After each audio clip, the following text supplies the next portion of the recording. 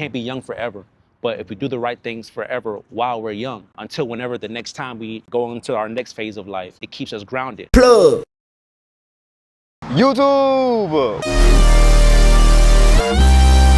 Welcome back to the channel, family. We are in Chiang Mai. We have been at this apartment complex before, but I have a special guest for y'all today from a person who's been living in Japan for several years now and loves it and is now traveling Thailand. He'll be sharing his perspective of living a life abroad and how you can do the same. Let's go ahead and jump into it. Welcome back to the channel, family. I have a special guest for y'all today. I'm gonna have him introduce himself.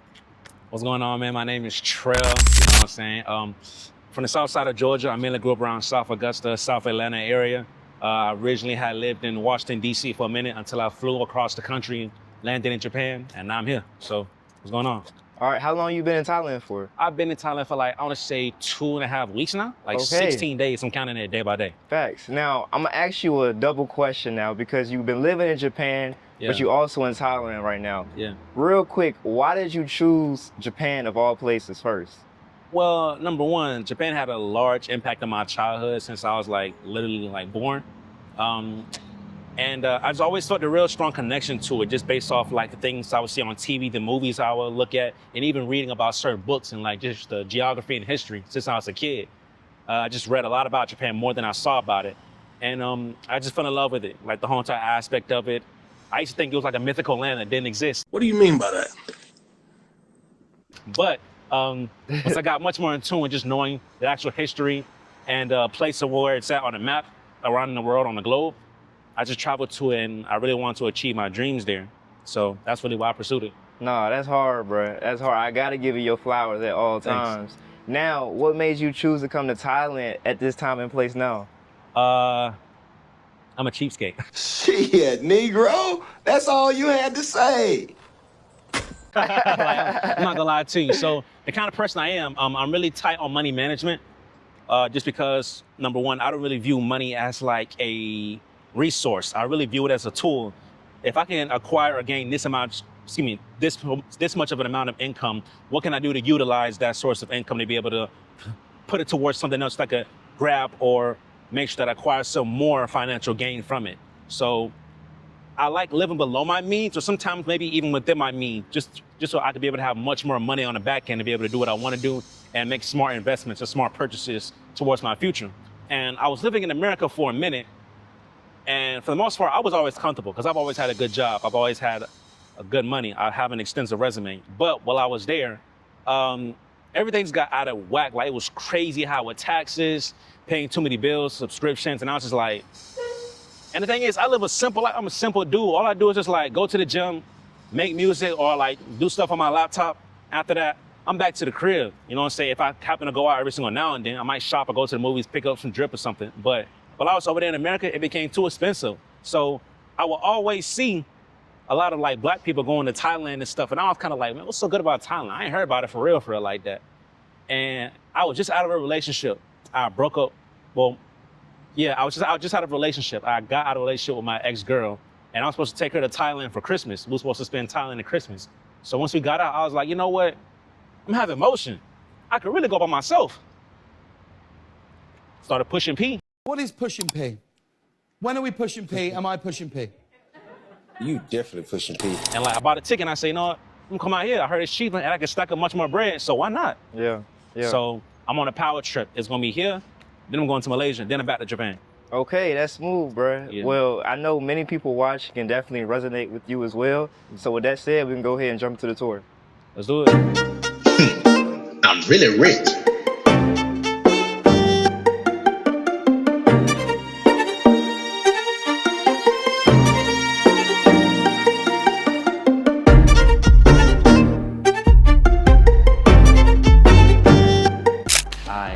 This right here, this whole entire space, this is the floor of my crib. When you jump right off the elevator, you're gonna slide right here. My room is on the right, but what I like to do is every single morning, every single time I just like exit my room to go downstairs, even coming up off the elevator, I like to just come over here and just look, because I really believe it's a beautiful scene. And for me, I just always like being sitting up in high places. Like, it just gives me the kind of retrospect of like, I'm an eagle.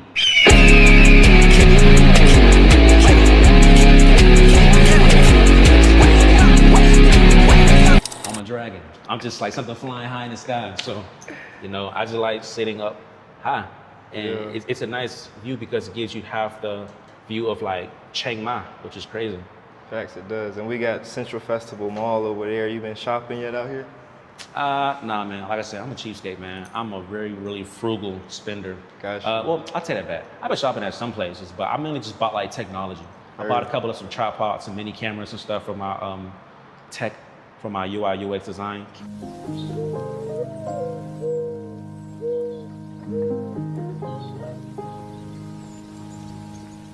And I bought like a couple of Uniqlo shirts because they always come in clutch. Shout out Uniqlo. But yeah, that's all I've been doing. Heard. And it's more affordable even doing like the tech shopping and stuff like that? Or Yes, I bought a tripod that has like built-in face tracking for like $20. Damn, that's smooth. Yeah, this is my room right here, you know what I'm saying? I do not know what this is. I got some music playing though, but you know what I'm saying? Chill.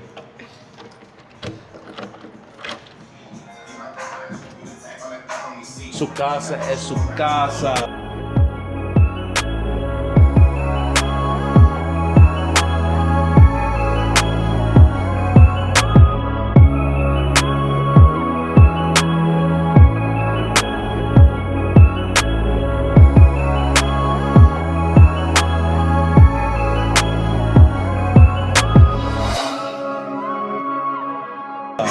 Welcome in.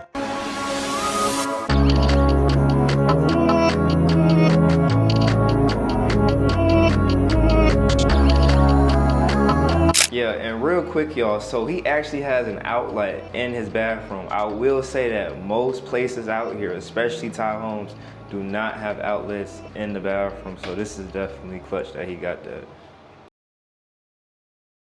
All right, y'all, so we're in the interview section of this video. We're in Chiang Mai on the rooftop, and I'm super excited to jump into this interview because this guy has been a world traveler at a young age, and he'll be sharing everything he has learned from his journey abroad. First question, bro, when was the first time you actually traveled out your hometown? Who did that for you, and how did that happen? Got you. So originally, I left Georgia, like South Georgia for real, from Augusta to Atlanta when I was like in my early teens. But from like just Georgia itself, I left that around, I want to say 18 years old, and I went up to DC with my mom, because my mom, she's from DC. So while I was there, it was a whole entire new culture shock for me, and I experienced a differentiality of like my worldview and stuff. Now, as far as me actually traveling outside of the States and stuff, that happened when I was 23 years old, and today I'm 26, so that was 3 years ago. I was at UDC as I was administering to college, and while I was there just studying, my sophomore year, I passed all my final exams with like flying colors. And That boy's smart. yeah, man. I was just trying to like keep my head in the book, see where it goes. You know what I'm saying? I've always heard him say like, focus on your education, it takes you places. So I was like, you know, why not gamble and just see what happens? So bless you, but bless you. I wish I could say it in Thai. But yeah, man. So after I passed my final exams with flying colors my sophomore year, in my student portal, the embassy of Japan reached out to me, and I thought it was like a fluke, because I'm like, am I the only one? Like nobody else? Everybody like, nah. So they reached out to me, and they were saying that, hey, we saw your exam results, and we have some study programs out here. If you would like to partake in some, then please reach back out to us, and we can get everything on the ball and get everything moving. So I was like, Japan? Like, no, I've always wanted to go to Japan since I was a kid because it played a heavy part of my childhood. But long story short, I reached back out to them. They got me like scheduling the process of a regimen of a lot of like training study sessions. And at the end of it all, I went through like a course of 9 entrance exams, which is crazy. But I ended up passing all 9 of them.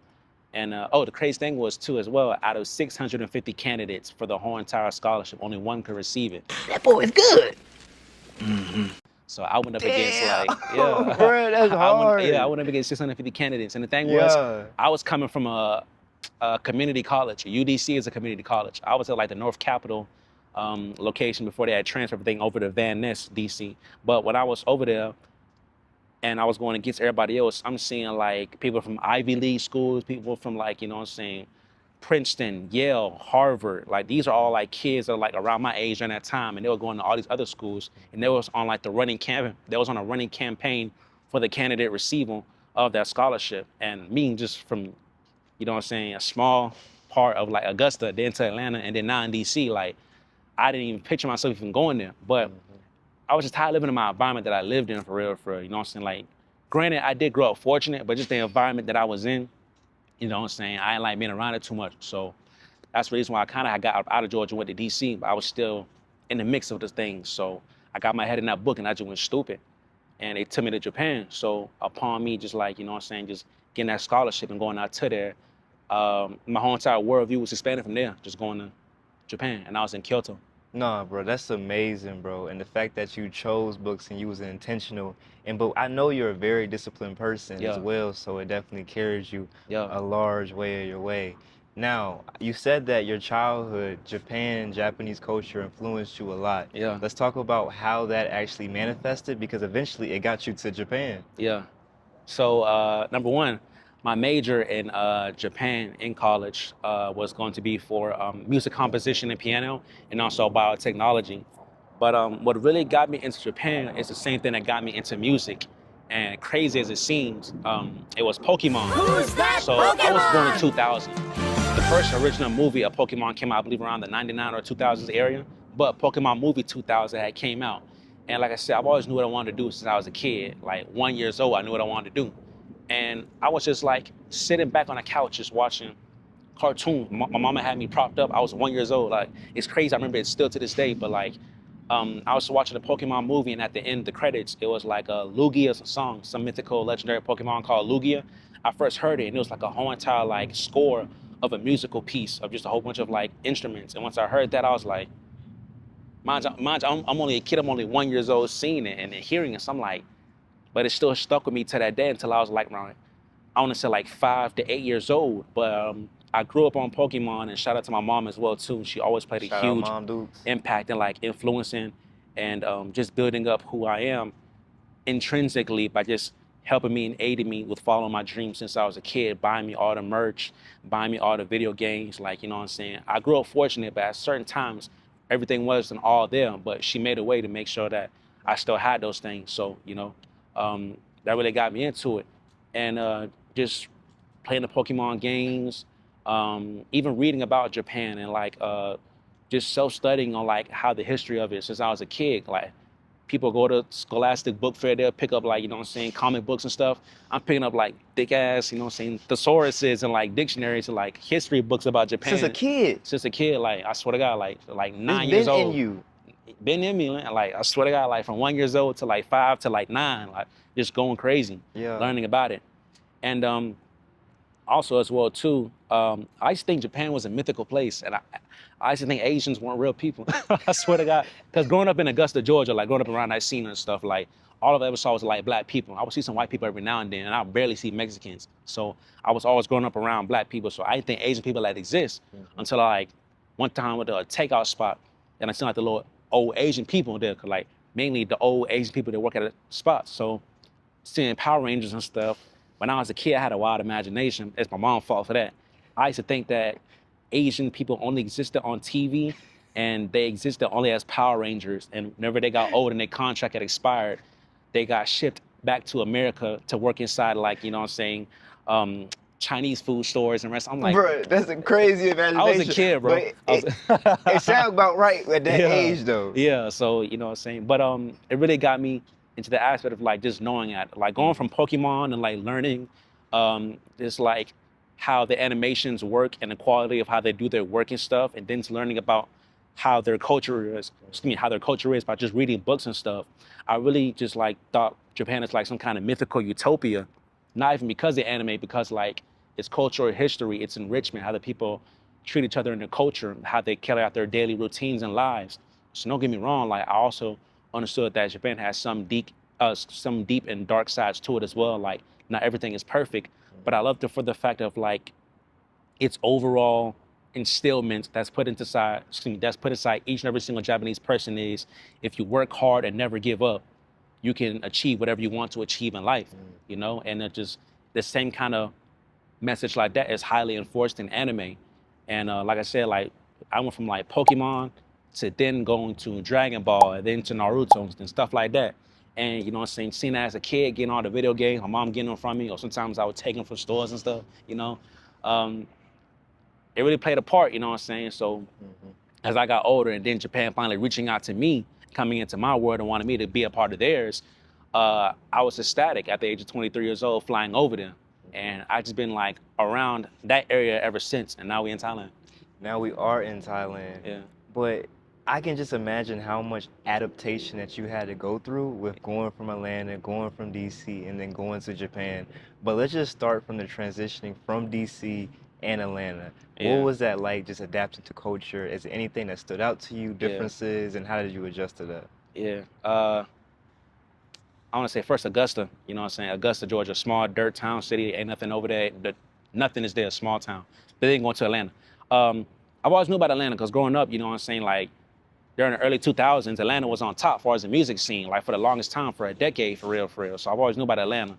But going from Atlanta to DC, that was my culture shock because Atlanta's like, you know what I'm saying, everything black out there, as far as what I've seen, because I grew up around the deep south side. Like my uncle stayed like he stayed next to Riverdale Plaza and stuff. So I go out and stuff, even by my own, to like Fulton County and stuff, and see the south side of, like, you know what I'm saying, see Jonesboro South, see Riverdale, and hanging with a couple of homies and stuff. But going to DC, where my mom had lived at, because first she lived in the hood in Anacostia, but she got up out of there, moved to Laurel, Maryland, and stuff like that. That transition was like, wow, it was my first time seeing a blind person, first time seeing somebody in a wheelchair. Like, I'm like, I seen these people in like the health books and stuff, like they actually exist. So it was crazy. And seeing how fast DC is compared to Atlanta, like Atlanta's fast, but like it's on the fly. DC, everything is kind of like fast, but chill, but still it has that rush of like, you know, if you don't get your dollar right now, somebody else is, the next man is. Kind of still the same thing with Atlanta, but Atlanta, like, we come together versus DC is like, you know what I'm saying, it's really individualistic. Like you're not getting it by yourself, you're on your own. Whereas in Atlanta, okay, I see my partner, he might be down bad, let me help him out right quick and put him on. So that was my whole entire culture shock with that one right there. Yeah. Learning how to really interact on my own. Like when I went out there, I was an oddball. I didn't talk like them, I didn't walk like them, I didn't dress like them. So everybody was like, no, he different, he green, he lame, like he champ. The whole time, like, well, I guess it worked out because they still living miserable lives, you know what I'm saying? Yeah. Type shit. But, you know what I'm saying, God be the glory, I'm able to be here because of like the instillment of hard work and belief in myself that I have to be able to get myself here, even through the adversity I faced. Plug! And what is normal, right? But let's just stay on the topic of being the oddball. Yeah. After experiencing that and saying that you was the oddball from those places, you went to a place that you were exactly the oddball, which was Japan. Yeah. But what did you take away from the culture shock and then going into Japan and Asian culture for the first time in your life? Like I said before, just learning how to be on my own and just learning how to like really put forth the effort to like take care of myself and my responsibilities to be able to make sure I have ways and avenues for myself to be able to gain resources to bring back to myself and take care of myself, if that makes sense. Yeah, no, it do. But going to Japan, I was already studying like the language 2 years prior before I left, because it was crazy. Like, I guess I kind of manifested it myself. No, you definitely did, bro. No, you did it from a kid.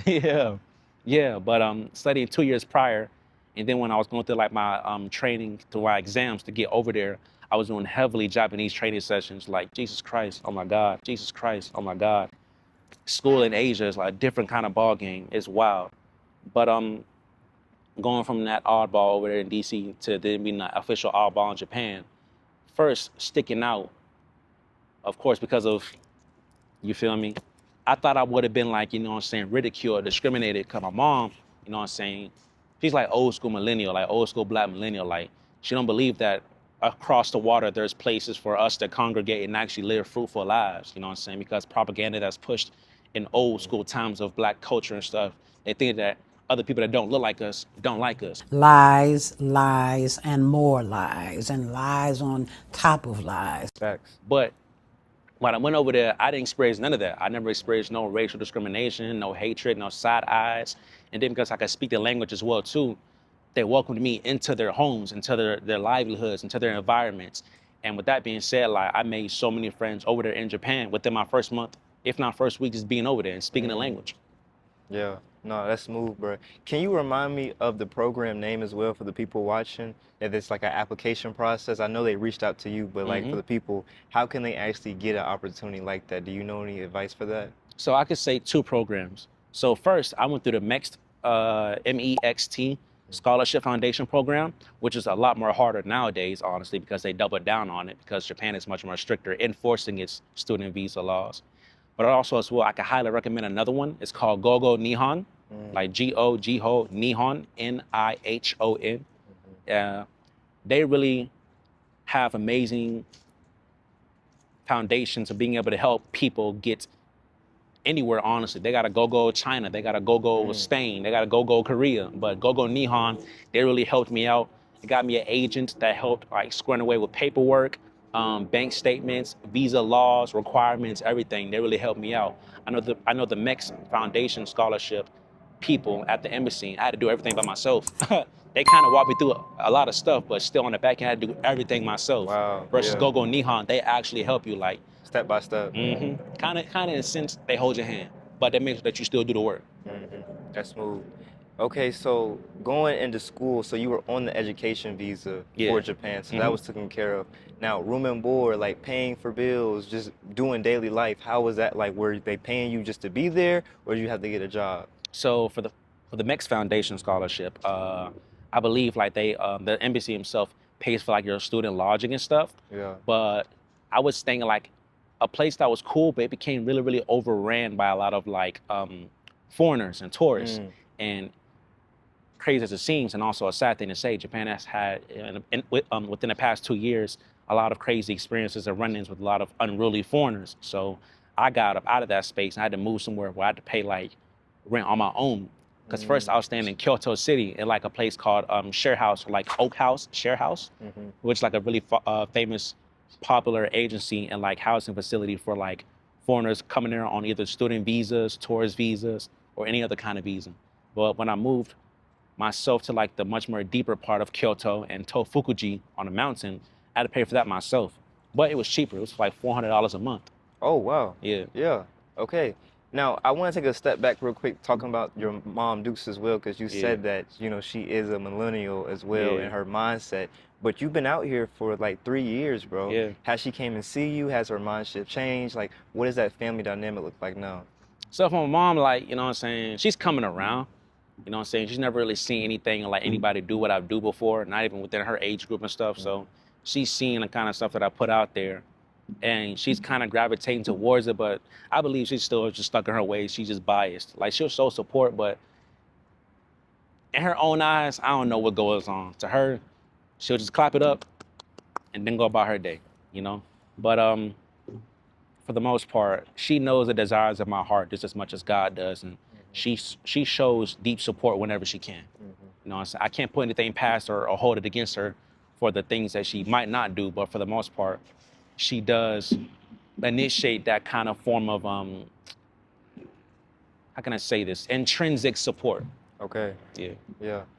And growing up as well, it sounds like, well, you are musically gifted. Yes. Right? What age does that start? And let's just talk about the development of pursuing that further in America and also abroad and the differences. Yeah. So, crazy as it seems. Oh, let me be a little bit much more direct. So I kind of like a wild childhood also as well with like family ties and stuff, cause my auntie and my grandmother, they really initially raised me. And my auntie, I looked at her as like a mom, so I called her my mother. Versus my biological mom, it was stuff in the past where she couldn't really like be there like that. Heard. But it was all just like negative talks and stuff going back and forth with family. So she stayed in DC. Okay. I've always knew about her growing up, but my auntie, she really had put like the thought of like Japan in my head. But as far as being with my mom and stuff, back when I was in DC, so my auntie that raised me, like that I call mom, she got me my first MPC when I was, I believe, 6 years old. And it wasn't just a regular MPC, it was like an actual MPC, but for kids. And it had like the small buttons on it that you could tap. And also like a drum scale thing on the side of it too. So when I was a kid, because she used to always just see me like just bang on stuff for real. That's what she told me. I don't remember it, but she got me an MPC that came with drumsticks. And I would play that thing each and every single day. I would like record loops. And crazy. I'm like only 6 years old. I'm not even know what I'm doing. I'm just hearing stuff, tapping it, and just getting a rhythm. And I'm just pressing a button just to run it back because I like how it sounds. And I just had run that thing down to the ground till I was at least like 9 years old. And then when I turned 9 years old, I found this sound application called Soundtrap. Okay. And it's also used nowadays for just like podcasts and stuff. But back then, I was on Soundtrap heavy from like the age of like 9 to 13 years old. Even till this day, I still be on Soundtrap sometimes. I might be on Fruity Loops, but like, it's too, you gotta pay too much to have music and make on there, so. Heard. Yeah. Okay, so you pursuing it sounds like even at the age of 6, you was watching Japanese anime, your aunt was putting this in, shout out aunt as well, Yeah. but you was already developed all of these skills that Yeah. will manifest later in your life, but along the way, you've been extremely disciplined. So let's just talk about some advice that you can give to people as well to manifest the life that they want to live. What does like discipline mean to you, and how can you structure that for other people? I will say this, discipline isn't fun. You have to, it's just gotta be in you, man. Discipline is not fun, but it's necessary, especially for if you are a man, you know what I'm saying? Of course, discipline applies to anybody, but for me, growing up, the only aspect of advice I give for myself to anybody else, you have to just become grounded, man. You have to either tell yourself that you're really through with the habits that you have right now, and you don't like the kind of lifestyle that you're in, and you want better for yourself. So you have to initiate every single day the kind of proper steps to be able to get yourself out of it. And with discipline, the most strongest aspect of it is time. You know what I'm saying? And it's kind of a luxury that we have as human beings, but Message. it's also can be seen as, I want to say, a disadvantage in a sense, because we can't be young forever. But if we do the right things forever while we're young, until whenever the next time we go into our next phase of life, you know, it keeps us grounded. So what I would say is, just for advice, for discipline, do the things that make you uncomfortable. Do the things that you don't like, but you know you can get better gain from. You know, you can't grow abs in a day, you know? You can't grow killer biceps in a day. Don't You have happen to, overnight. you feel me? You have to keep going, you know what I'm saying? For me in music, I've been doing it since I was like, you know what I'm saying, 6 years old. So had to take time for real. And then with tech, I didn't really get into it until like around like, I was always immersed in like the gadgets and stuff, but like actual tech, I didn't start it like 2 years ago. Yeah. You know what I'm saying? So with it being my 3rd year now in it, you know what I'm saying,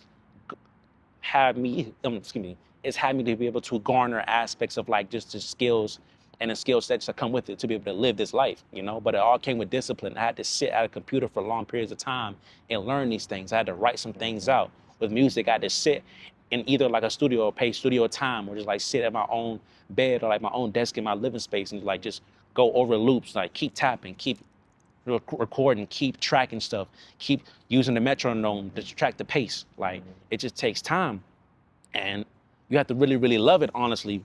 Even if you hate it, you know, you can still do it, but it takes a lot much more self-effort to be able to go about executing it day by day. You feel me? Yeah. And my next question is going to be extremely important because it's all about everyone watching. You're thinking about relocating and seeing what country is best for you. And on this channel, I have a lot of Thailand content, but Trell is coming from Japan, and you're hearing his backstory and you're hearing like his mindset. And my next question is Japan a disciplined place, and does it fit you as well? Because a lot of people want to figure out what fits you, and it has to go with the persona. Yes, Japan is a highly, highly disciplined place. Some places can be, you know what I'm saying, happy-go-lucky, carefree, but Japan overall, as far as for like whatever you want to do, maybe for like work, business, or just school itself too, all those 3 aspects is highly, highly disciplined. Luckily for me growing up, you know what I'm saying, my mom instilled discipline in me heavily because she knew she was gonna have a boy on her hands. Like my auntie, my grandma, they knew they was gonna have a boy on their hands. So they made sure that I didn't lack in no kind of shape or form possible in any kind of way of initiating discipline. And even going about like my Japanese studies and stuff as well too, they beat a new kind of discipline into me. You know what I'm saying? Thanks. Like it would be times I would go home from studying and my head would hurt just from like forcing myself to learn so much new stuff, and like make it become a habit to study it like this a certain way. Like Japan itself, you know what I'm saying? It can be nice, it can be cool, it can be laid back, but discipline is highly enforced. Yeah. Their work culture is highly rigorous. They're starting to become much more, you know what I'm saying, how can I say this? Much more lenient of doing certain things because of like The stuff young that has generation? happened in the past. Okay. Yeah, but for the most part, it still is highly disciplined. Yeah. And if you see Japan as a home for yourself, if you're disciplined, then definitely go, because just going there just for the anime or the music, you're not gonna like, you know what I'm saying, really, really fully be enveloped in that environment. You Yeah. have to have some kind of form of discipline. Yeah, and you mentioned as well that you were paying like $400 on top of a mountain. You would say Yeah. that Japan is affordable. Yes, like, Yeah. yes, I had to look out the whole entire city of Kyoto from Tofukuji, Kyoto. So definitely, Yeah, and 400 a month. how much was you spending like on average with food? Was you cooking? How did that process work? My groceries was only $50 a month. Oh wow, Yes. 50. I could grab literally 8,000 items for $50 a month. And you know what's great? I've been to the grocery store as well, and the food is quality. It's not none of that off-brand or not GMO. It's like actually quality food. Yeah. Yeah. Now it might be different now, because I heard Lady Sanae Takaichi is trying to increase certain things, far as for like the locals to be able to afford them, but also for like, you know what I'm saying, certain aspect of gaining like financial stability in the economy. When I went, it was like around like 2023. It's 2026 now. Thanks. So it might be different, but Yeah. when I first went, it was cheap. Yeah. It And- should still be cheap to this day though. And you were cooking. Yeah, I love cooking, man. Okay. I love cooking. Heard. Yeah. All right. So daily life out there as well. So we was talking a little bit about just like your lifestyle now. Yeah. You're into fitness now, but Yeah. back in Japan, you were saying that you were doing like 2 a-days, right? Yeah. So just talk about lifestyle in Japan. Lifestyle in Japan when I went there. Number one, on a student visa, honestly, it sucks, but you can't do anything but study. Now, you can get a job if you want to, but it has to be like a certain amount of hours you can work on that student visa for real, working a job. So for me, I think I can only work like 20 to 24 hours a week. Now in America, that ain't nothing. But in Japan, I was able to get some pretty much decent pay. Yeah. I was able to kind of like, you know what I'm saying, scale it and budget wisely.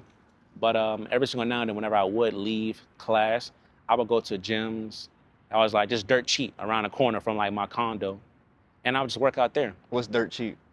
I think it's like around like $15 a month or like $5 a month. Okay. Yeah, they got some 24-hour gyms in Japan that's like around like $5 or $8 a month. Yeah. And what about transportation, getting around? Were you just doing mostly Oh, walking? Did you have a motorcycle? I was walking for a cool minute, and I didn't even need to, because I didn't even know about how to properly take the train, because I thought like its system was complex. Mind you, I could read and speak and write Japanese during that time. I don't know what the hell I was thinking. But once I got like introduced to the train, its train system is so complex and like highly developed. A train in Japan can take you anywhere, like even to the mountains, even underwater. That's crazy to see. This bullet train doesn't just go fast, it also goes through the ocean. Here's what's happening and what it means for you. Japan is known for incredibly fast trains, and they connect almost the entire country by rail, made up of 6,800 different islands. And so to truly connect the nation, engineers have to solve a massive challenge. Meet the Seikan Tunnel, a 33-mile route that dives nearly 800 feet beneath the sea, carved right through volcanic rock to link Japan's main island to its northern frontier. And engineers built it whilst fighting floods, earthquakes, and crushing ocean pressure. And to keep it safe, there are thousands of sensors that monitor every vibration that occurs in real time. It is, So- and they got the bullet train as well. Yes, the bullet train is highly efficient. So yeah, I would just take trains every single now and then. Yep. But because Japan is highly walkable, if I didn't want to take the train, a bus would be like around like $2, $1, or Okay. just walk. So public transportation on point. Highly efficient, Yeah. advanced. All right, so I want to touch upon the topic of China. Yes. So while you were living in Japan, you went to China. Let's talk about that whole journey and what brought you out there and your experience living out there. Yeah, it was like I want to say a day trip to like a week trip. So I went out there because a friend of mine, he was actually getting married, or he just had a celebration with his girl he was dating, and it was going towards marriage. But when I went out there, because my friend at the time, he was from Shanghai, we had toured around Shanghai, Guangzhou, and Shenzhen. During the course of me being over there, like I said, Shanghai is like crazy, it looks mythical. A lot of advanced technology. Same thing for Shenzhen, but much more lax, much more chill on the vibe than Shanghai. And then Guangzhou, everything is just business. Everything is like a whole bunch of factories, exports, just stuff of that nature. And when I saw it, I'm like, God dang. So I really had got like hip to how it is out there, how their work ethic is out there, the technology, what they have to offer, and how good they do business. I'm not gonna lie, like I've done business with a lot of people. Honestly, I'm not trying to sound prejudiced or biased, but I like how Chinese do business, man. They're really straightforward. Yeah. They make everything necessary, kind of like same as how Japanese do too. But with China, like their end result is making sure that they always get that money. So they're gonna make sure that like in any way possible, you're serviced to the utmost degree in any way they can provide that service for you, just so they can get that money up out of you. So like, it was definitely. Oh, Oh, okay. I'm sorry. Sorry. All right, so we had to switch up locations real quick, but just continuing the saga. So you were out in China. For like a day to like a week. Yeah. And while I was there, I just saw how like they do business, how the structure of the city is set up, how daily operations is conducted with daily activities of the people. And I fell in love with it, you know. Of course, it has some negative aspects, which I saw as well too. But overall, like the quality of life over there that just the average Chinese person has, far as for like, well, within living in the cities of Guangzhou, Shenzhen, and also Shanghai, I find it to be really, really captivating, beautiful, you know? Just the source of peace that they have out there, the food out there. It'd be sometimes you wake up in the early morning, you will see elderly at the park. Either they're all doing like exercises and stuff, or they're doing like, what's the word I'm looking for? I forgot what they call. It's like an old Kung Fu thing. Like, Oh, Tai Chi. Tai Chi, yes, Yeah, they Tai do that Chi. every single morning. And even the old people out there, like I said, they're lively. They get around, they have their own friend groups. Like China is definitely beautiful. Guangzhou, Shenzhen, and Shanghai is definitely beautiful. That's hard, bro. Yeah. That is hard. So y'all heard it here first. Japan, China, and now Thailand. My last question, bro, where is next on the destination list for you? Malaysia. Malaysia. So you do Yes. 3 months here and then you'll Yes. be out in Malaysia. I'm gonna be out in Malaysia for 3 months. After I'm gonna head back to Japan. Okay. I'm going to Malaysia because they're becoming a really, really strong independent country apart from China, and their technology is highly advancing out there. And also they have programs set for buying housing out there. Like I said, I want to buy my first investment property. Also as well to want to set up like a base of operations when I buy a property out there, just for like what I want to do with my business as I get grown, Yeah. or more older basically. For sure. And for the people that's thinking about buying property as well, this might be an option for you. So they can stay in touch with your journey as well through Yeah. YouTube and Instagram, and I'll have everything listed down below.